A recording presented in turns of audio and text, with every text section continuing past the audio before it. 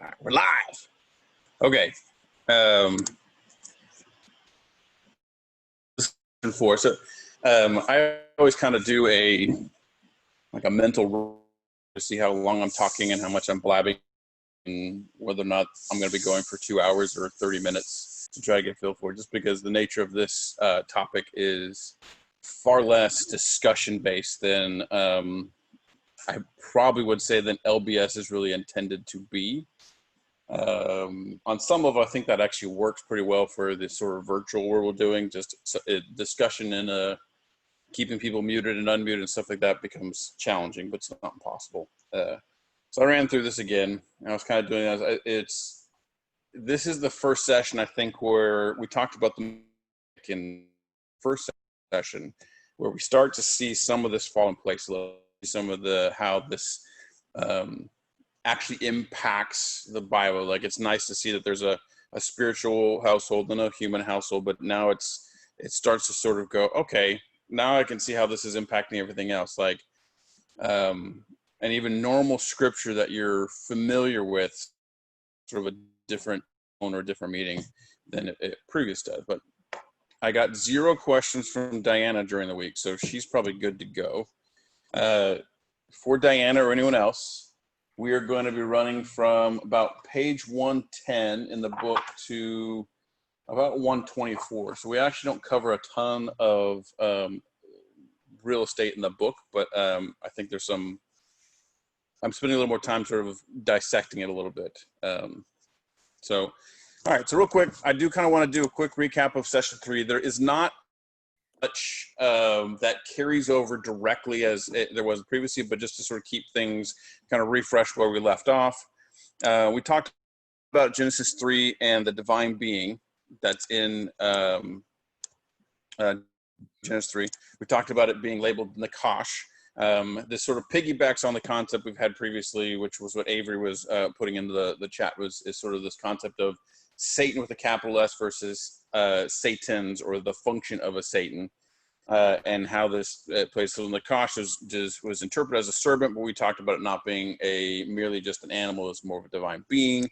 We talked about knowing good and evil and where the sources that come from in terms of the rebellion, whether or not you're doing the rebellion or you have with what rebellion causes. Then we talked a little about the Nephilim, we'll go with Nephilim. And Genesis 6:1-4. Genesis 6:1-4 comes up often, and I think next week we even come back to it as well. I say next week, it may not be next week. So there's this second rebellion, as I labeled it. Now, the second rebellion, in my mind, might actually be just sort of a additional, I call it a rebellion, but the source of the rebellion was the original rebellers. So it's not necessarily a whole new group of people coming in and having a second rebellion. It's almost like once they've rebelled, they're now attempting to sort of establish their foothold into creation, and this is sort of their next attempt for it.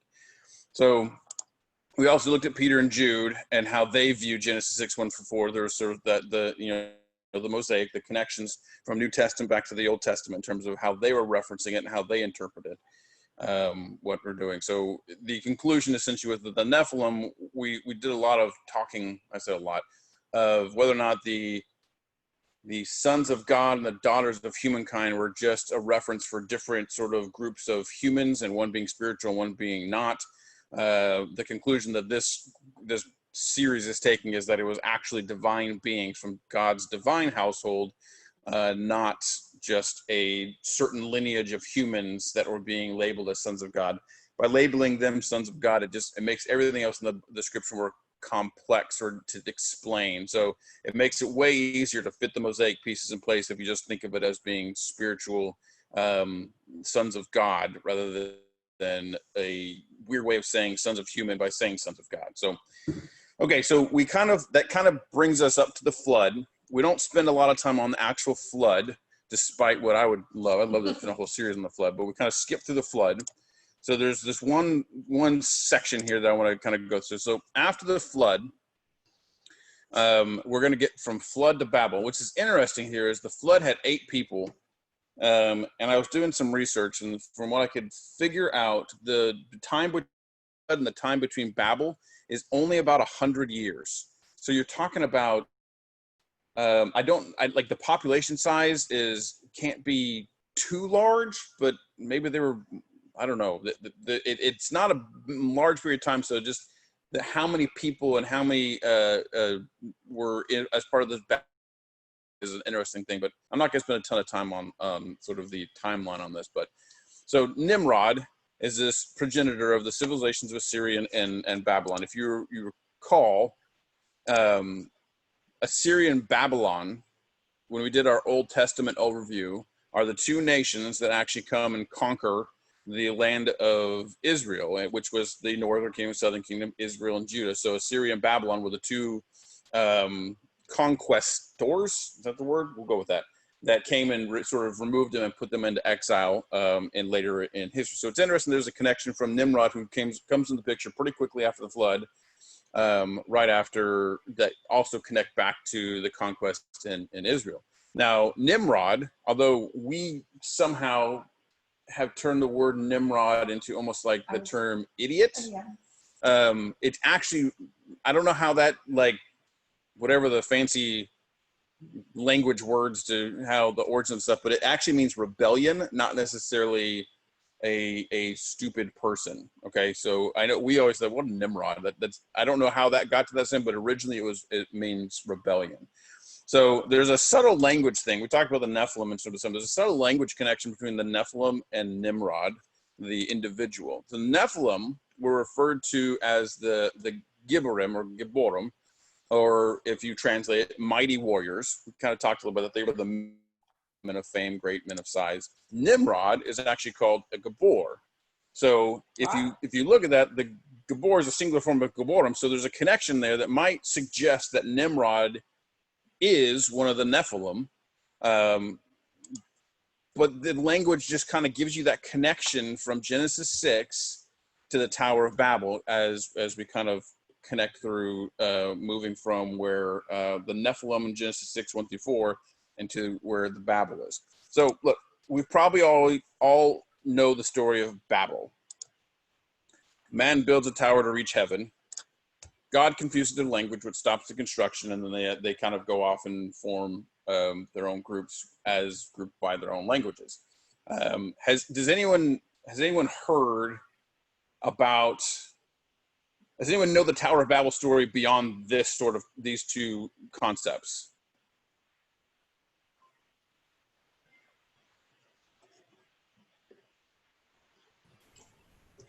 I mean, from what I heard in the book you told me to listen to. You're cheating. I'm not cheating. I'm just telling you. You wanted an answer, so I gave you an answer. Following directions. Okay. You told her to. So this look, I think that we think of this as a story we grew up with. It's a nice, neat explanation. It's almost like Aesop's fables, like how the pig got a curly tail, how we got language. It almost has this sort of feeling to it, right? We don't think of it in big theological context in terms of the impacts it's having on the rest of the Bible. At least that's kind of how I always, maybe I'm the weird one. I always sort of go, okay, that's kind of a neat little story that explains why there's a bunch of languages in the world. Like, how did languages originate? Why do we have a bunch of languages? Oh, it's because God and this Tower of Babel decided that he needed to disperse them and confuse their languages in order to do so. But there's a whole lot more going on that we're going to spend some time talking about. And you almost kind of do this like infomercial. So, but wait, there's more. So that's what we're going to spend a little time on talking about today. So I'm going to try to connect some dots for you in terms of Genesis, and then we're going to connect some dots to other parts of the Bible in terms of what was being referenced and what's actually happened at the Tower of Babel. So if we look at Genesis 10, and I kind of want to go there real quick because I want you to understand things that I feel like if you told someone who's a new believer, hey, why don't you just go start reading, and they start at Matthew 1, it's like the genealogy of Jesus, just this long list. So Genesis 10 has this same sort of feel to it. I mean, it's 31 verses, and it's kind of explains that how you get from Noah, like my thing is called from Noah, and it's just These are the generations of the sons of Noah, Shem, Ham, and Japheth. Sons were born to them after the flood. The sons of Japheth, Gomer, Magog, Madai, Javan, Tubal, Meshech, and Tiras. The sons of Gomer. And it's just this list. And you just kind of like, you just have this sort of like, why? I don't care. Why is this in here? Or like I would bet that most of you who just skipped Genesis 10, or you kind of scanned it and went, yeah, okay, yep, lots of lists of names and places I can't pronounce. That's cool. Why is this even in the Bible?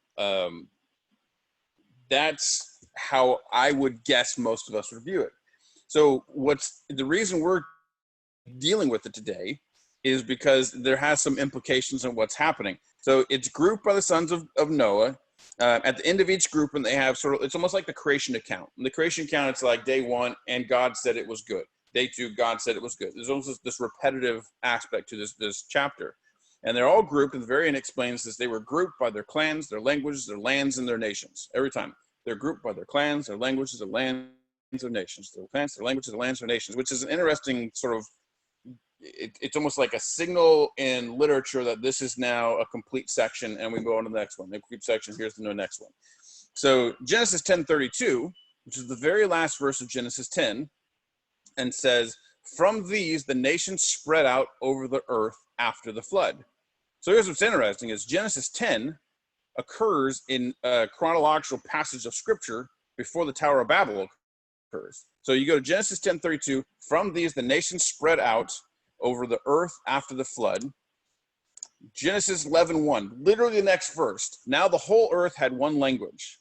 So clearly in Genesis 11 is almost going to explain how Genesis 10 came to be.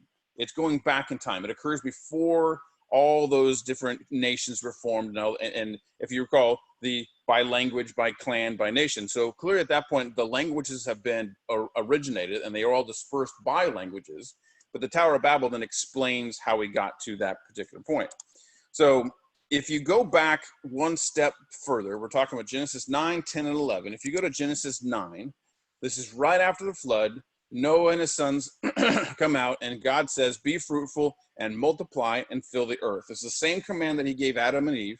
He's now sort of re-engaging with Noah and his sons and saying, be fruitful, multiply, and fill the earth. God has a desire for humanity to fill the earth.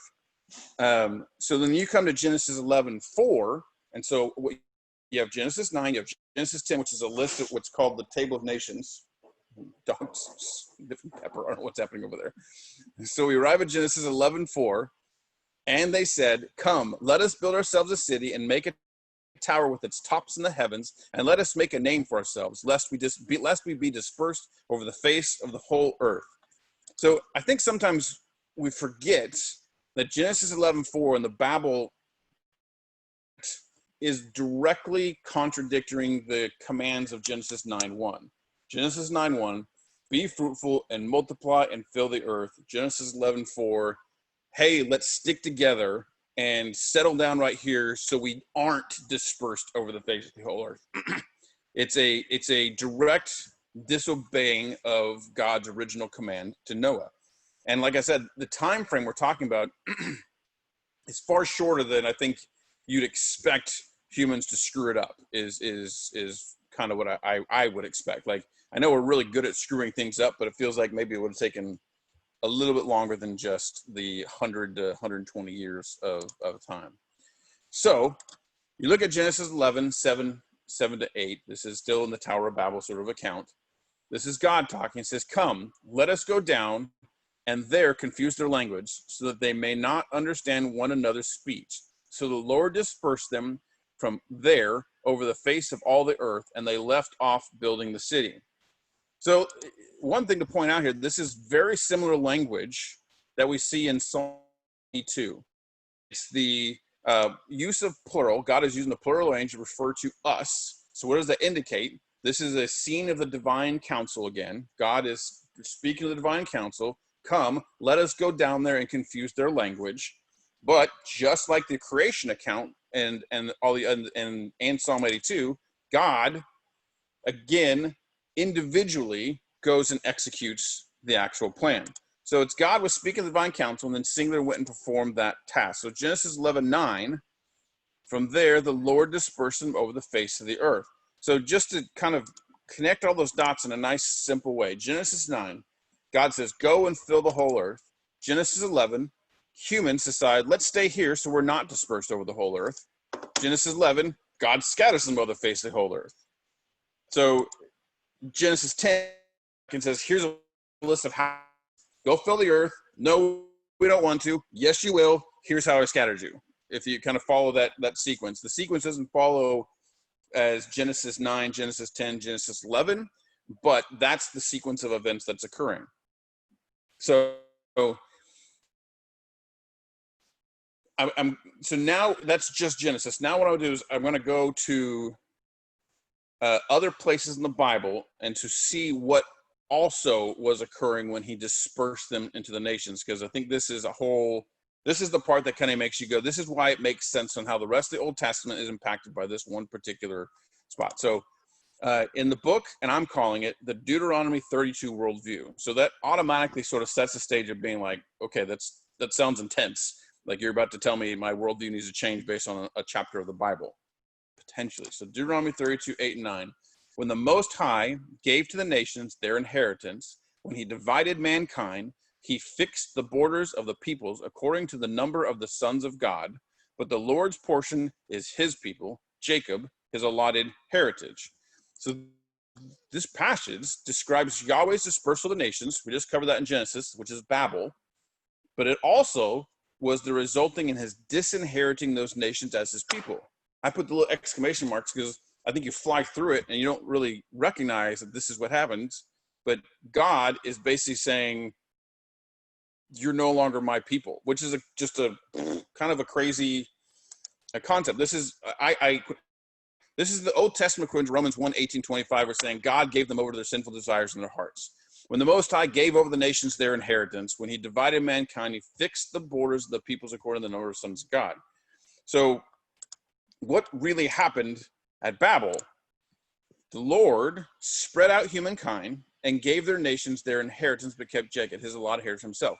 So there's a distinction between who is now going to be Yahweh's and who is going to be not. This is sort of the origin of the Jews, Gentiles. This is how this sort of originates. So what about the other nations? They no longer belong to Yahweh, and there's a strange sort of awkward feeling about that if you have grown up in sort of the evangelical American church where there's just God belongs to all people and he's just seeking them to come back to him. So this idea that God disinherited is just like, wow, it's not comfortable. So Babel is going against God's desire to multiply and spread out of the whole earth. If we connect some of the pieces of the mosaic, some of the sons of God were aiding the Babel project. Remember, this is after the flood. This is after the fall. There's already been a divine rebellion. So some of those rebellious Elohim, God, you can almost see this. I keep referring to sort of this macrocosm of Job, but this one almost you can see like there's this macrocosm of the Nakash in Genesis 3. It's sort of like, come on, guys, like God doesn't really want you spread out. You're not that many people. Like how in the world does he expect you to conquer this whole planet? You guys really need to sort of sit together and focus and trust me, this is the way to go. And you can almost see that there's this manipulation from these fallen, these rebellious Elohim to sort of aid in this Babel project. It's also interesting, we haven't really talked about it too much in terms of what Babel was. I think a lot of times we picture Babel as sort of like the Leaning Tower of Pisa. Like it's this big cylinder thing. It's unlikely that that's what actually Babel was.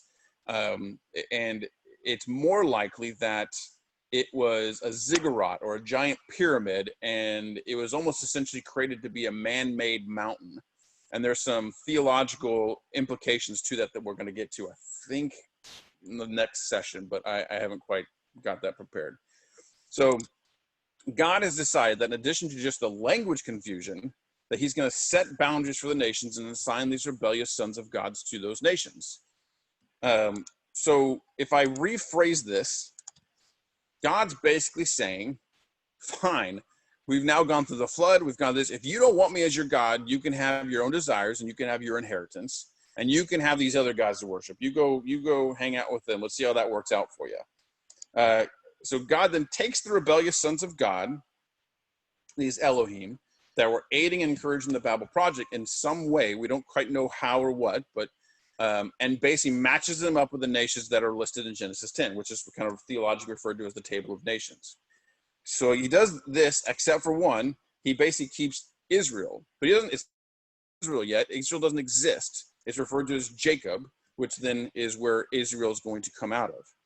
So this Deuteronomy 32 worldview, if you revisit back to Psalm 82, Psalm 82 is eight verses. It's a real small chapter, but it's got so much implications in it. So verse 1, he judged among the gods. That's how we started this whole series of just going, wait a minute, what were we talking about for gods, right? So we stopped there and basically just dissected that. The second verse, how long will you judge unjustly and show partiality to the wicked? Well, hold on. So, okay, let's think about who is God judging in this divine council scene in Psalm 82? And God then says, they do not know or understand in verse 5. Okay, who is they?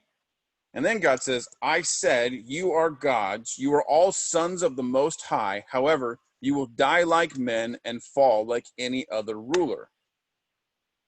Well, so who is he talking about? The only place we know where there's this evidence of sort of these divine sons of God who rebelled is this Genesis 6, 1-4 story. And that's where the Nephilim come from. And then you see this sort of the connection from the Nephilim to Nimrod to Babel and this connection to there. And then suddenly they're being assigned these things. And you look at verse 2, it says, how long will you judge unjustly and show partiality to the wicked? This is likely, in my view, the loyal Elohim going, are you kidding me? Like those guys rebelled and now you're basically granting them sovereignty over certain parts of the earth. Like this, how long are you going to judge unjustly? Like what does it take for someone who is a loyal Elohim to effectively accuse God of judging unjustly and showing partiality to the wicked? This Babel incident seems like that might be a pretty good case for what's happening. However, in the same Psalm, Psalm 82, the very last verse says, God, judge the earth, for all the nations belong to you. Well, we know now in our modern context that there is a path and a method to which all nations and all people can reach God and become and be saved. But so at the time of this judging in this passage, and you look at Babel, God disinherited the nations, assigned the rebellious sons of God to these nations. So they're basically, only reason they have power is because God's decreeing it. And you see the divine council scene in Psalm 82 basically going, why are you doing this? How can you possibly think this is like just? And then God basically assigns his judgment. You are gods. You are all sons.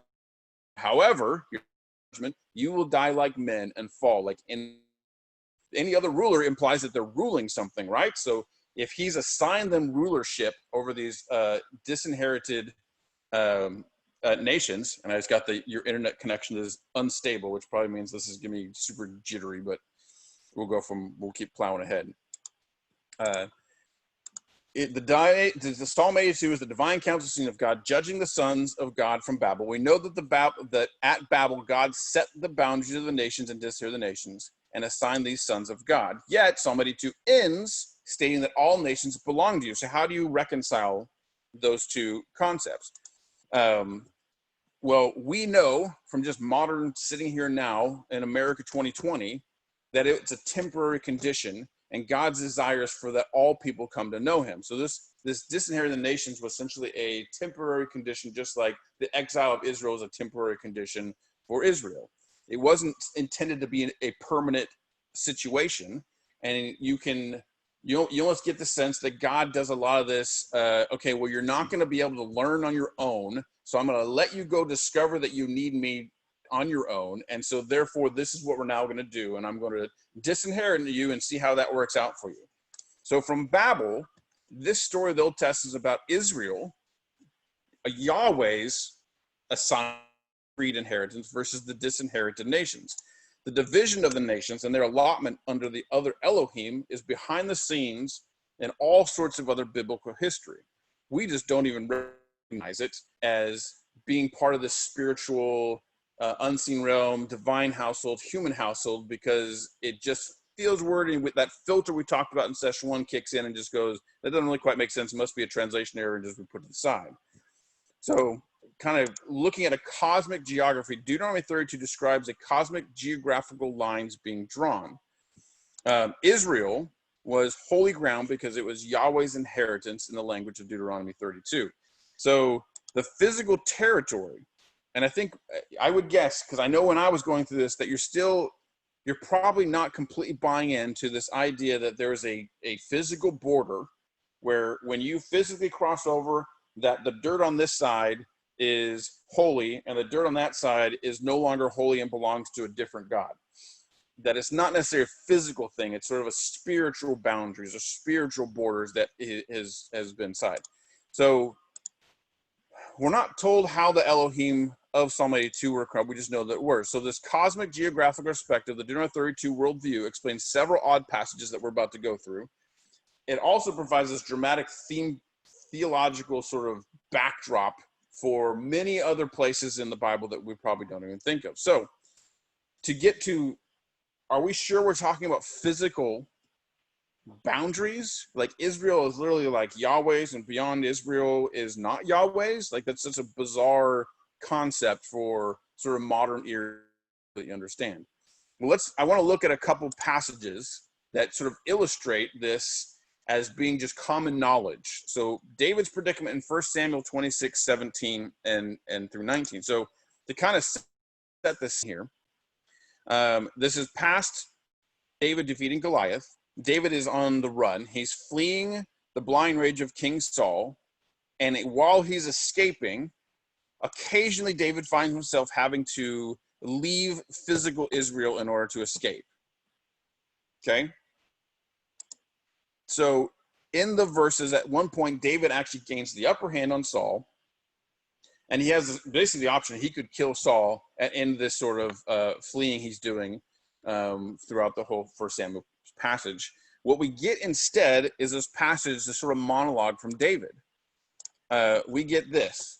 Why is my Lord pursuing his servant? And in this case, Lord is lowercase l and is almost like saying, why is my king? Or why is Saul? Why is my Lord pursuing his servant? What have I done? What evil is in my hand? Now, may my Lord, lowercase l, the king, please hear the words of his servant.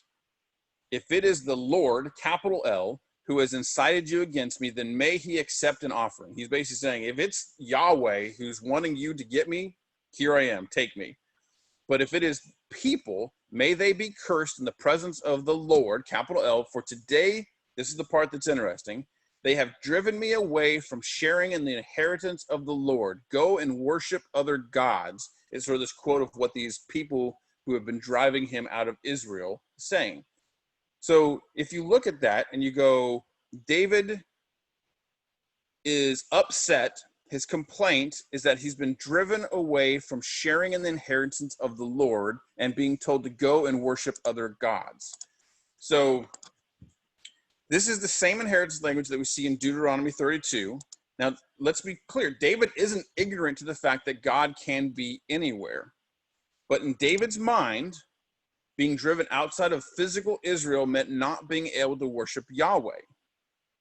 Like when we go to Mexico, we can still converse, right? But in that time, in that age, he believed when he was outside of Israel, he was unable to physically worship Yahweh.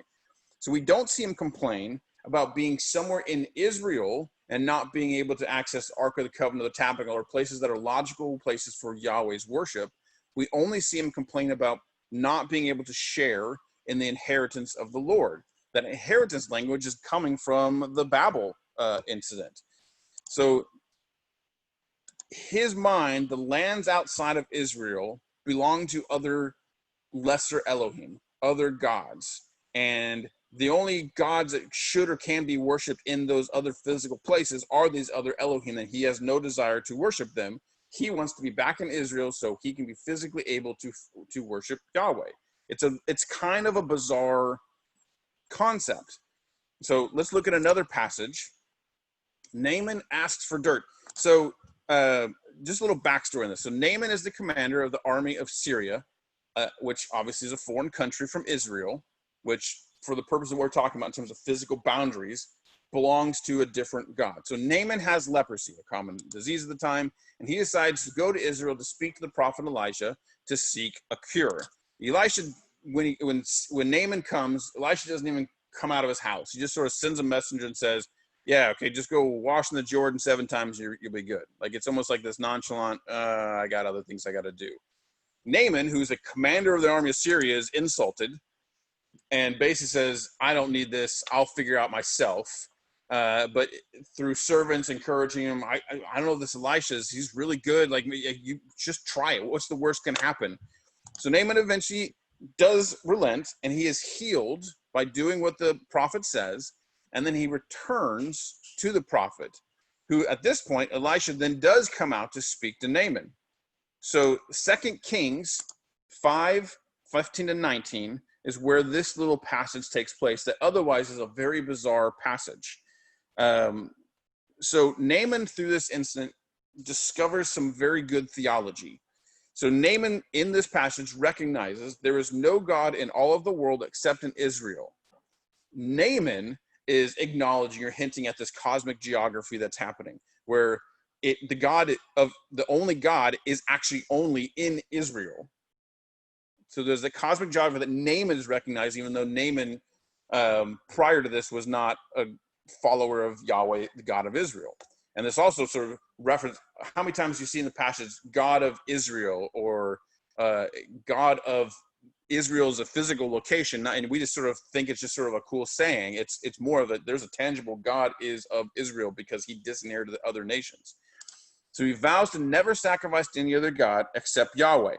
So he believes that the only God in the world is in Israel. He belongs and has sort of an occupational duty in Syria, and he vows to never sacrifice to any other God except Yahweh. So this presents a dilemma for Naaman in terms going to go be in Syria, performing my duties, but also I recognize that Yahweh is the only one that's worth worshiping. So the method that he concludes to do this and accomplish both tasks is literally to take physical Israel back with him.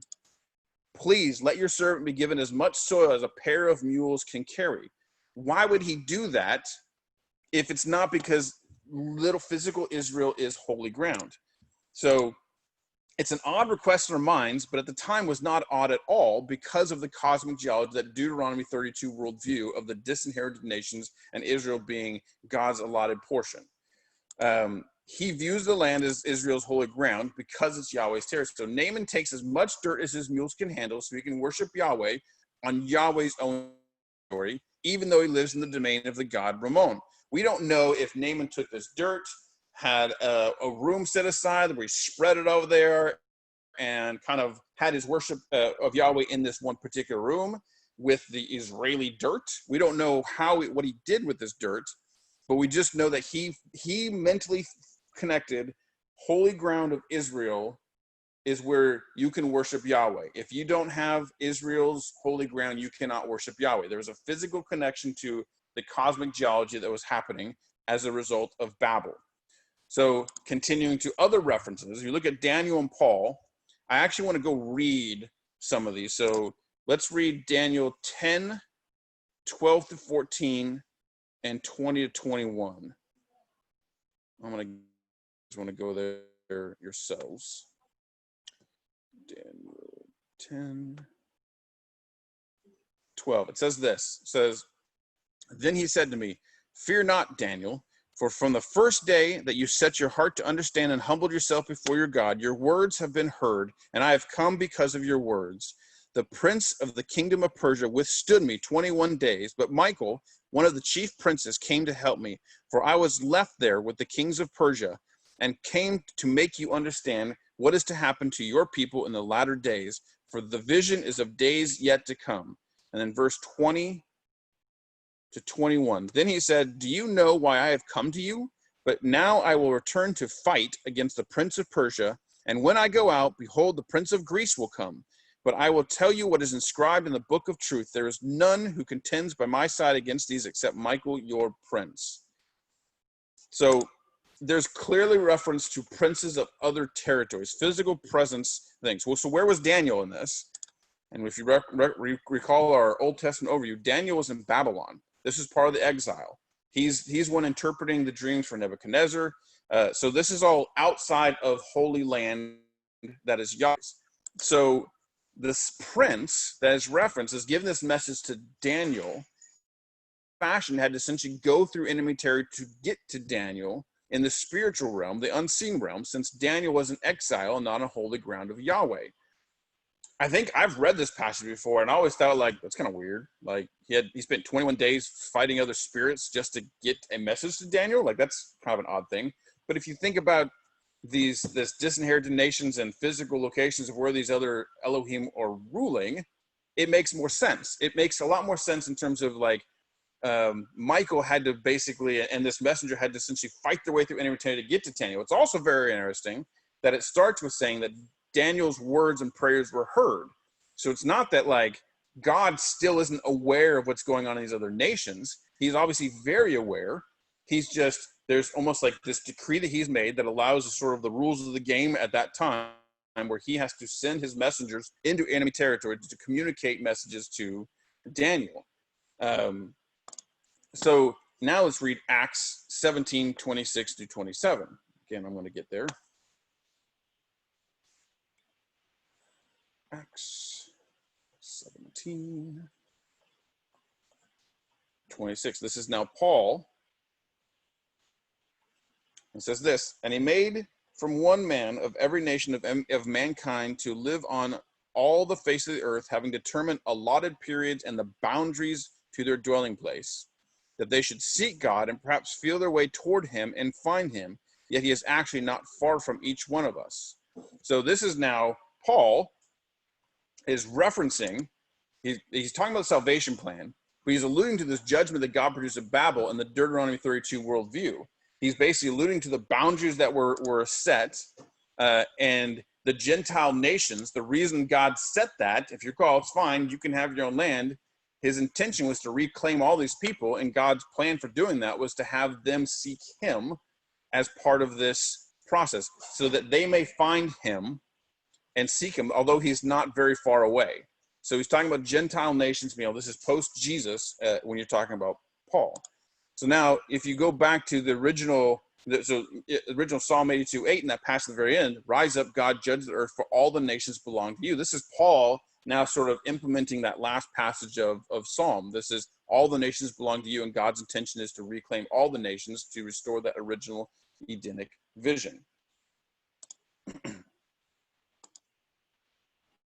All right, so there's some other interesting language here, and many times I wish I could read Greek and Hebrew, but so Paul's terminology for the powers of darkness also reflect this cosmic geography. So in Daniel 10, Michael is referred to in the Greek as the chief archon. In other translations, Michael and the prince of Persia are both described with the Greek word archon. These are the terms Paul uses. So you have Daniel 10, Old Testament, archon and archon, so referring to these sort of princes of these territories.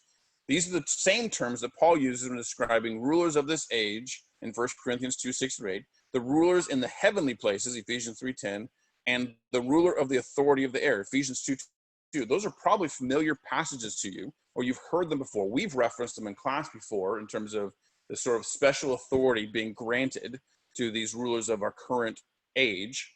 But this is the same language in terms of Daniel, when you see this sort of scene of the messenger having to fight through the prince of Persia and the prince of Greece, this archon, that's now being referenced in the New Testament by Paul, saying, hey, this is where. So when you, like this passage Ephesians 6 through 12, I've known this passage since I was in grade school. For our struggle is not against flesh and blood, but against the rulers, against the cosmic powers of this present darkness, and against the spiritual forces of evil in the heavenly realms.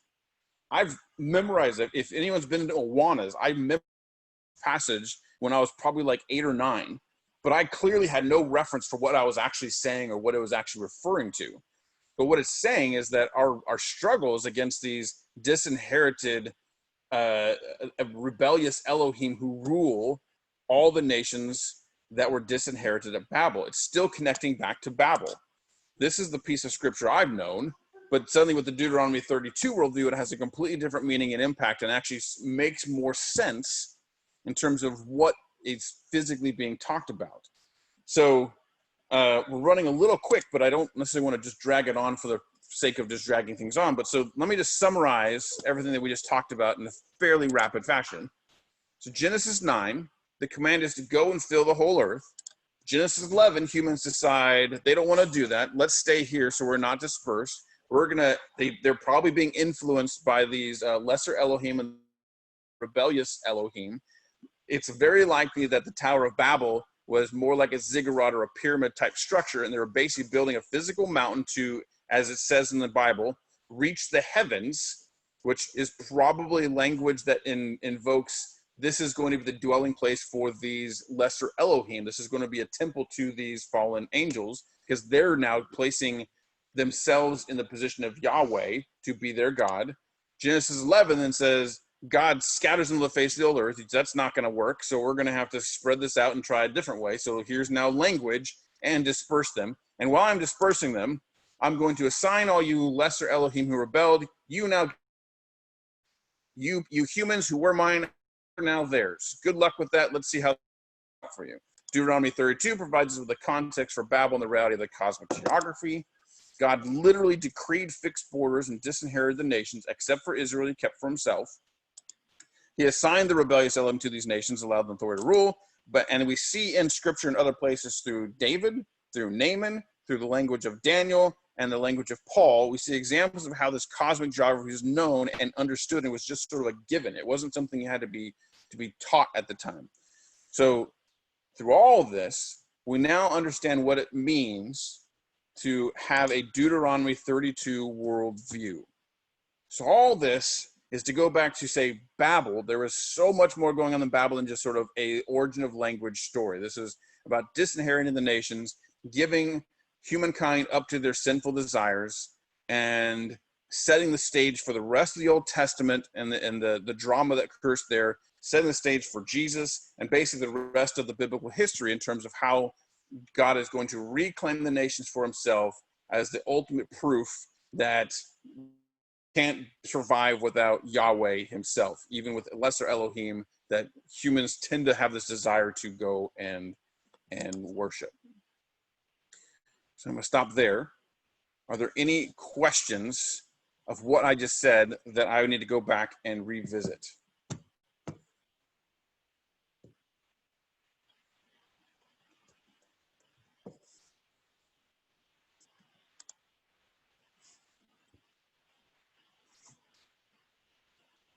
Silence. Is everyone still here? Mostly.